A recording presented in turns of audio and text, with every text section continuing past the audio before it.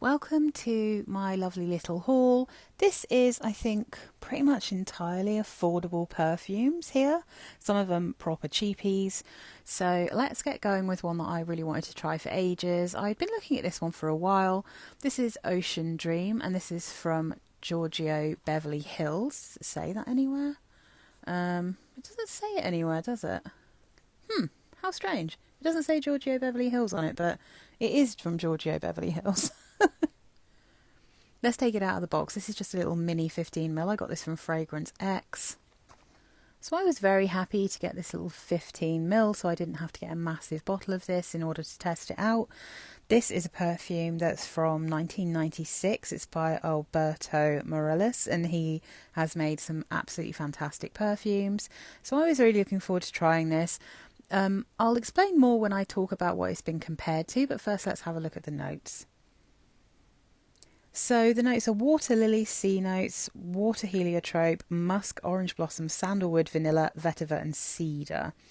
And I was interested in this because it's been compared to Mediterranean by Elizabeth Arden, by Hugo Woman, the original one, to Oxygen from Lanvin. And, you know, I think that might actually be the same perfumer. He certainly has a way with like 90s, early 2000s musks. But yeah, so Ocean Dream is not really a dream for me, I have to say. So although I do feel like in the deep dry down you are getting something that does smell a little bit like Oxygen, for sure. Like it has that same kind of cool, creamy, slightly milky, musky smell. But I really don't enjoy the journey to get there. Now, I have a massive bottle of Oxygen. I love that perfume.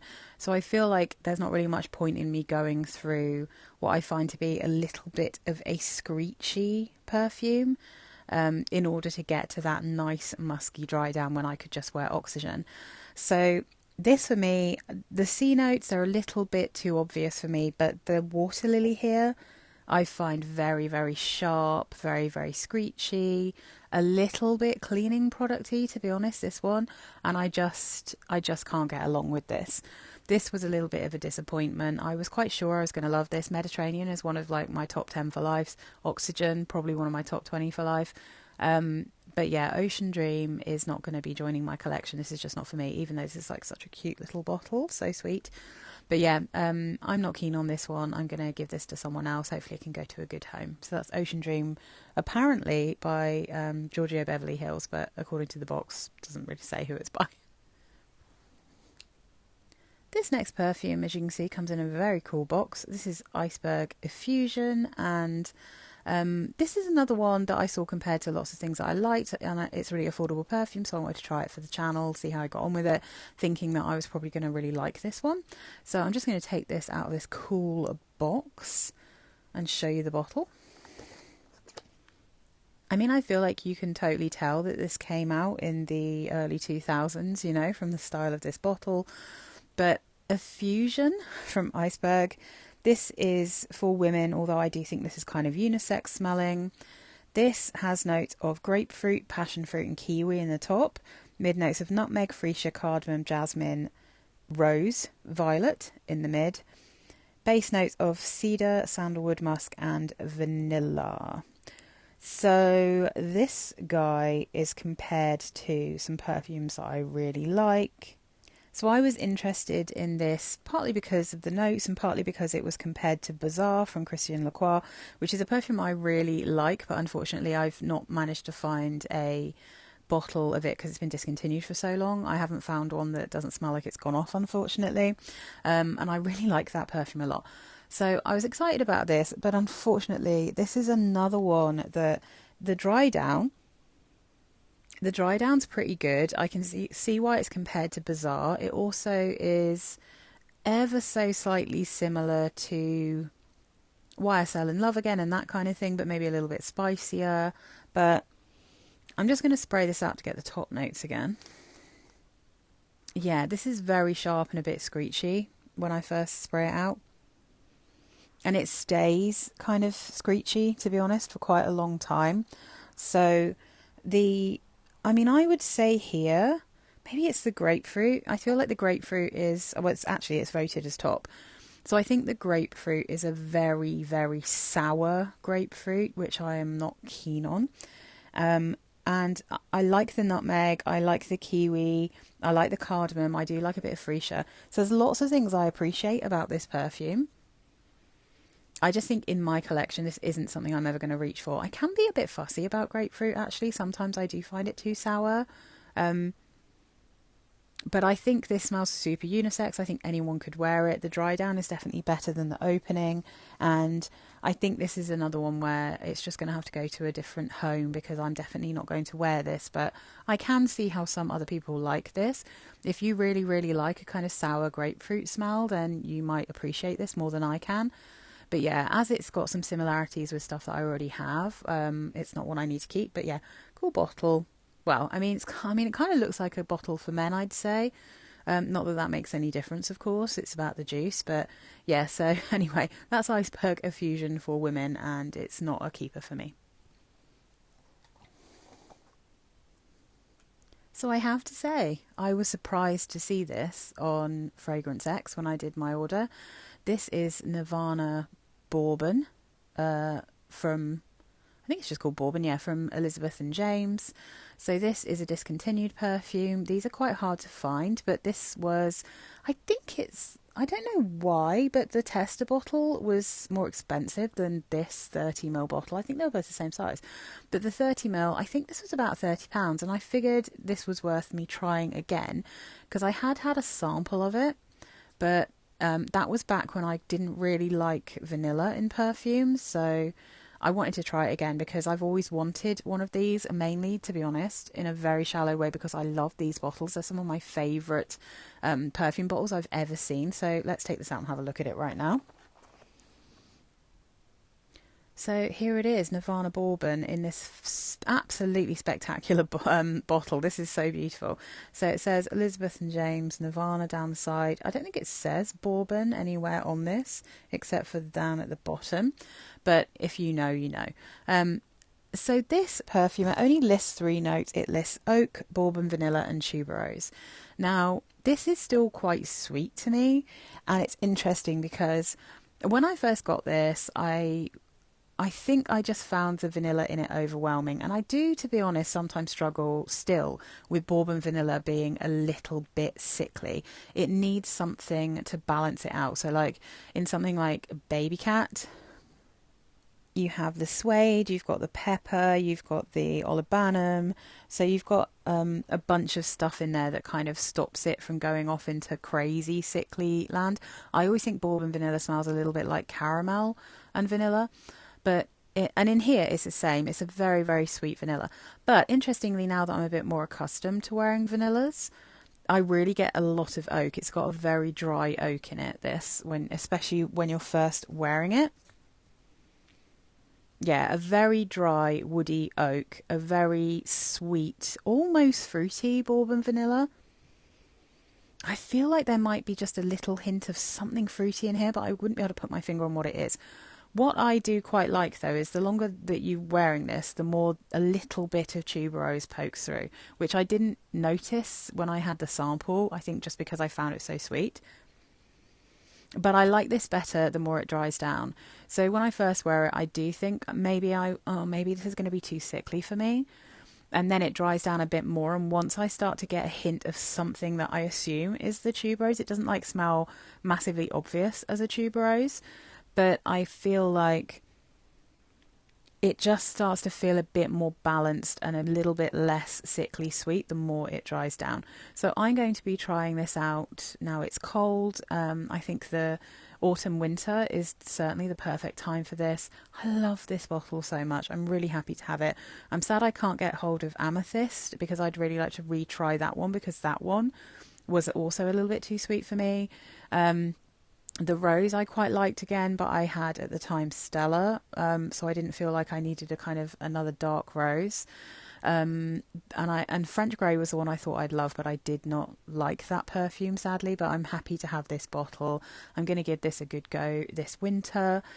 Yeah, so you can still get this for not astronomical prices on Fragrance X, and I highly advise going to see what they've got, because yeah, really, really cool.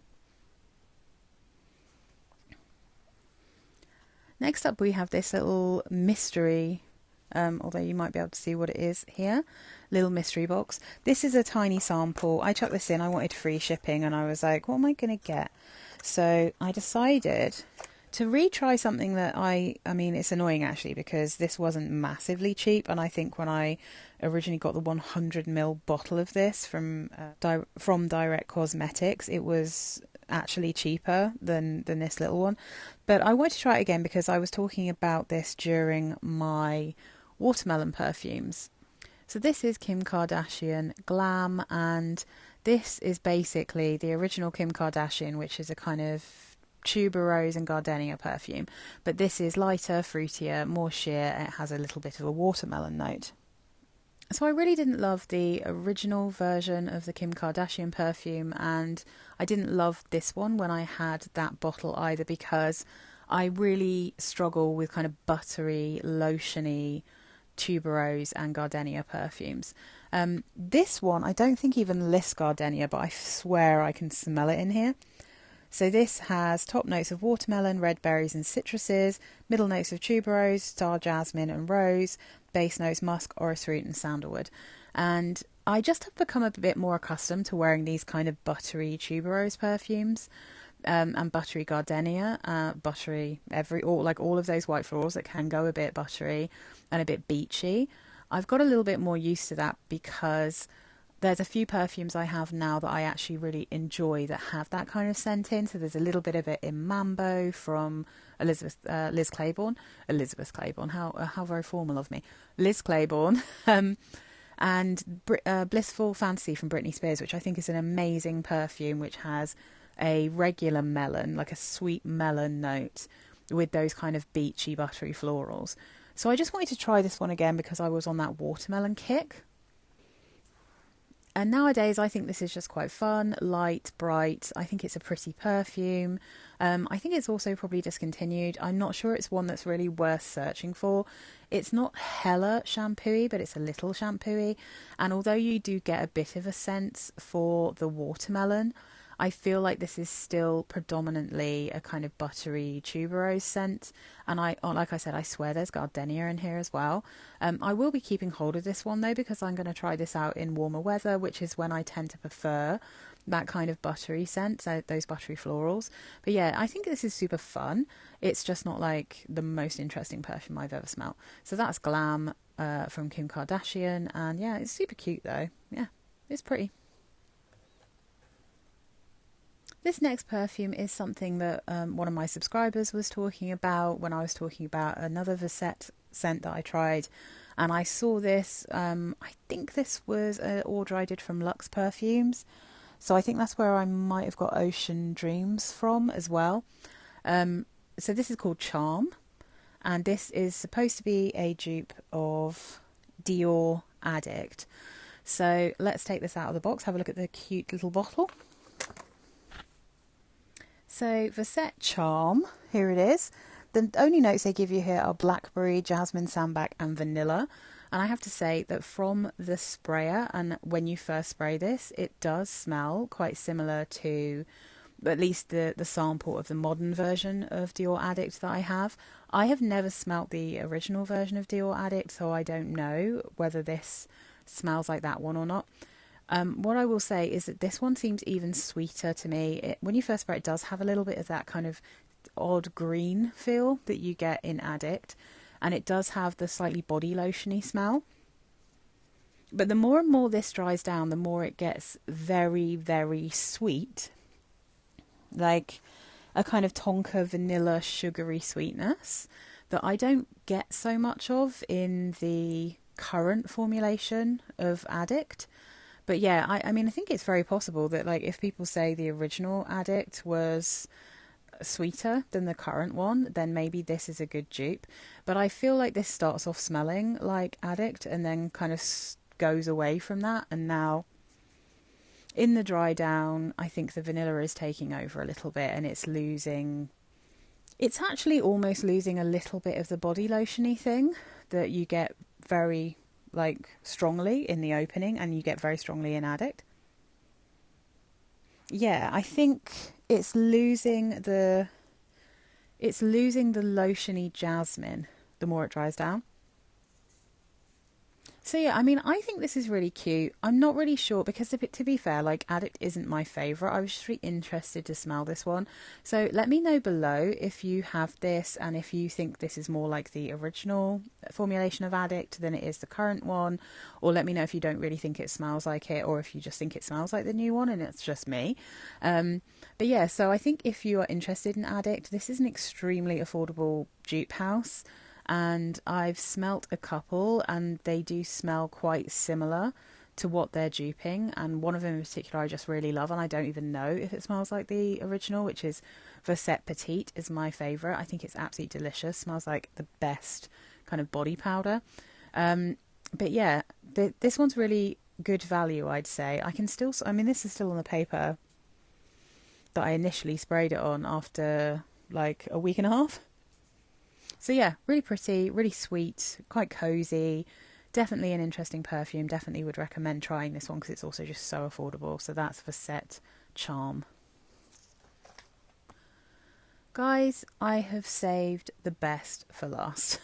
This is Revlon Fire and Ice. This has been on my list of perfumes I wanted to try for ages. I don't know why it's taken me so long to get it because, again, it's super affordable, especially because I've got this little 15ml, perfect size for me. So let's take this out of the box and look at the super, super cute bottle. Isn't this just so charming? I mean, it does sort of look a bit like a sex toy, but it's really cute. So this is Fire and Ice. I think this has been around for a really long time. I'm just going to look at the date. I feel like this, 1994. So this probably was a perfume that was sold in like Boots and places like that, you know, with all the coaty perfumes. I imagine it was around then. I don't remember ever really seeing this in the UK, but I'm sure they had it. It just somehow passed me by. So this is a cologne spray. I find it relatively light. It's quite light, fun, very fruity. And before I tell you what I think it actually smells like, I'll give you the notes. So this is top notes of tangerine, orange blossom and osmanthus. Middle notes of orchid, tuberose, magnolia, narcissus. Base notes amber, incense, musk and woody notes. Now, I don't know why I think this smells like pineapple. Like I'm getting a really sweet pineapple-y note from this. And I feel like I'm getting a lot of the osmanthus. I think this is supposed to be an ambery perfume, but I don't know if it's to do with the cologne formulation or just the modern formulation, that this is not as ambery as I was worried it would be, because I don't necessarily love amber perfumes.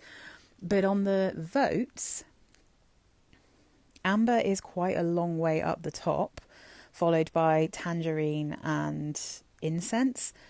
But for me, I feel like there's something about the mixture of the osmanthus and the tangerine that is just giving me this kind of tangy pineapple. And it's very fun. It's really pretty. It's the kind of sheerness of amber as the Jesus de Polo one that's called Amber, which I have a little mini of, which actually interestingly is in not a dissimilar kind of bottle. And I just really think this is so fun. It smells fruity and joyful. It totally smells like something from the 90s without going full thick and heavy, and it doesn't really smell vintage. Again, that might just be this formulation. So the thing that made me want to try this the most is that it's compared to a perfume I used to have from Coty called Icky or Issy. I'll put up a little picture so you can see it. And I think that had cocoa in it. I feel like this has something in it that's slightly reminiscent of that time and a couple of perfumes, but I don't know that this necessarily smells like Issy. But I really wish that I could get hold of that perfume to smell it, or at least I wish I could smell a dupe of it, or I wish they'd re-release it in some way. The other thing it's compared to is a perfume called Cherry Vanilla, and that one always gets compared to Gloria from Cacharel as well as Issy. Overall, this one is just really fun. It's a really perfect size for me to have in my collection. I think it's super cute. I'm really looking forward to giving this a full wear test. I'll be interested to see whether this becomes a bit sickly, because it is quite sweet, but at the same time, I think it's really fun. So yeah, I'm very happy to have finally tried Fire and Ice. This one's staying with me. I think it's super cute. So yeah, that's the last from this haul. Thank you so much for watching. I hope you enjoyed this. Let me know if you have any of these perfumes. Let me know if you massively disagree with any of the things that I've said. And thank you for watching. Come back soon. All right, bye guys.